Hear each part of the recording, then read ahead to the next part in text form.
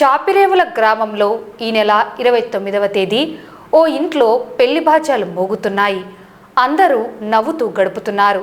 తన స్నేహితుడి పెళ్లి వేడుకలో ఉత్సాహంగా డాన్స్ చేస్తున్న ఎద్దుల ప్రదీప్ ప్రాణాలు క్షణాల్లో గాల్లో కలిసిపోయాయి. గుండెపోటు రూపంలో మృత్యువు కబలించడంతో చాపిరేవుల గ్రామంలో విషాద ఛాయలు అలుముకున్నాయి. మృతి చెందిన వైసీపీ కార్యకర్త ప్రదీప్ కుటుంబాన్ని మాజీ ఎమ్మెల్యే శిల్పా రవిచంద్ర కిషోర్ రెడ్డి నేడు పరామర్శించారు. ఈ సందర్భంగా మాజీ ఎమ్మెల్యే శిల్పా రవిచంద్ర కిషోర్ రెడ్డి మాట్లాడుతూ, ప్రదీప్ కేవలం ఒక కార్యకర్త మాత్రమే కాదు, వైఎస్ఆర్ కాంగ్రెస్ పార్టీ కుటుంబంలో ఒక సభ్యుడు. పార్టీ బలోపేతం కోసం ఆయన చేసిన సేవలు మరువలేనివని కొనియాడారు. చిన్న వయసులోనే ప్రదీప్ మృతి చెందడం అత్యంత బాధాకరమని ఆవేదన వ్యక్తం చేశారు.